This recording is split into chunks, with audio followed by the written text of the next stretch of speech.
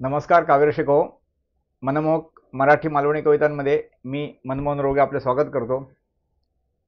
मित्रांनो, आज 13 ऑगस्ट, मराठीतील थोर साहित्यिक, ज्यांना साहित्य सम्राट अशी उपाधी मिळालेली आहे, अशा आचार्य अत्रेंची 125वी जयंती. आजच्या कवितेचा आणि आचार्य अत्रे यांचा काही संबंध नाही आहे, पण अत्रे म्हटले की आपल्या डोळ्यासमोर येते ते विनोदी साहित्यिक, विनोद. त्यांचे शेकडो विनोद प्रसिद्ध आहेत आणि त्यांच्यावर हजारो विनोद लोकांनी त्यांच्या नावावर खपवलेले सुद्धा आहेत. तर असे साहित्यिक नुसते साहित्यिकच नाही, तर ते अगदी शतपैलू होते. ज्या ज्या क्षेत्रात त्यांनी वावर केला त्या त्या क्षेत्रात त्यांनी प्रभुत्व मिळवलेले आहे. तर आज त्यांच्या स्मृतीप्रित्यर्थ म्हणून एक आपण विनोदी कविता सादर करूया. आज विनोदी कविता ऐकूया.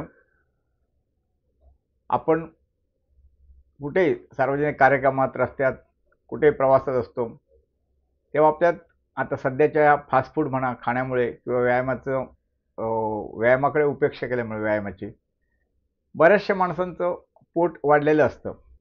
त्याला उपहासाने लोक ढेरी असं म्हणतात, वाढलेल्या पोटाला. आणि अशी ढेरी मोठी असेल तर त्या माणसात थोडी थट्टा होते, मस्करी होते. काही वेळा मोठं पोट असलेली माणसं, ढेरी वाढलेली माणसं खजील होतात. तर अशी ढेरी असलेला माणूस आपली बाजू कशी मांडेल? म्हणजे त्याला मनातून खंत वाटत असेल, पण तो तशी न दाखवता आपल्याला स्वतःला भाग्यवान कसा म्हणेल, की जर पोटाची ढेरी वाढली तर आम्ही भाग्यवान आहोत, ते कसं, ते या कवितेतून सांगण्याचा एक विनोदी शैलीने प्रयत्न केला आहे. तर आता आपण कविता ऐकूया. कविते शीर्षक आहे भाग्यवंतांची ढेरी. भाग्यवंतांची ढेरी. खंत नाही फुकाची कधी वाटली उरी, खंत नाही फुकाची कधी वाटली उरी, वाढली असेल गोल जरी पोटाची ढेरी. खंत नाही फुकाची कधी वाटली उरी, वाढली असेल गोल जरी पोटाची ढेरी. खाते पिते सुखी आम्ही आमच्या घरी. खाते पिते सुखी आम्ही आमच्या घरी, नाही करत आपण कोणाची ढोरमजुरी. नाही करत आपण कोणाची ढोरमजुरी. चमचमीत मसालेदार जेवण आवडे भारी. चमचमीत मसालेदार जेवण आवडे भारी, गोडधोड पदार्थाने वाढे जगण्याची खुमारी. खाण्याचे लाड आमच्या सुगरण पत्नी घरी. खाण्याचे लाड आमच्या सुगरण पत्नी घरी, इतरांनी आमची चिंता न केलेलीच बरी. इतरांनी आमची चिंता न केलेलीच बरी. पोटाचा नाही भार वाटत आमचा आम्हाला. पोटाचा नाहीच भार वाटत आमचा आम्हाला, धावपळ नाही पळापळ सगळा निवांत मामला. पोटाचा नाही भार वाटत आमचा आम्हाला, धावपळ नाही पळापळ सगळा निवांत मामला. गर्दीत गेलो तरी नको काळजी करायला. गर्दीत गेलो तरी नको काळजी करायला, आजूबाजूचे सांभाळतात स्वतःहून आम्हाला. आजूबाजूचे सांभाळतात स्वतःहून आम्हाला. रस्त्यात चालताना अनोळखी पाहतात दुरून. रस्त्यात चालताना अनोळखी पाहतात दुरून, नाके मुरडतात कुणी कुणी हसतात पाहून.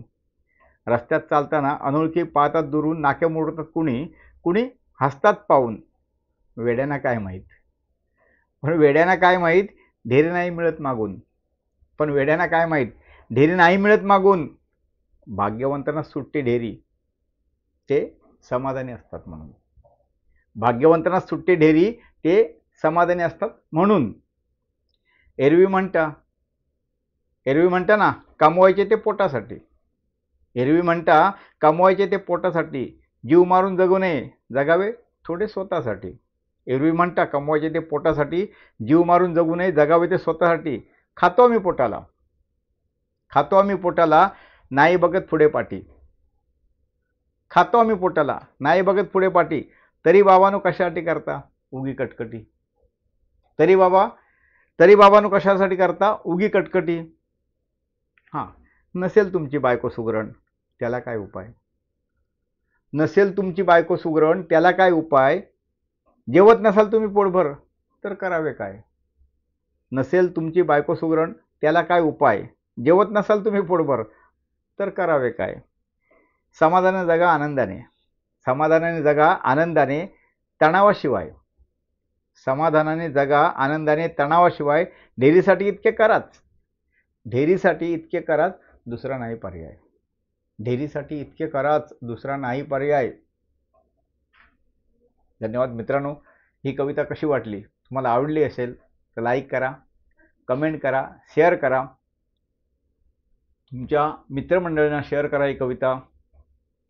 एखादा तुमचाही मित्र असेल तर त्याला तर अवश्य करा. त्याची आपण ही बाजू मांडण्याचा प्रयत्न केलेला आहे.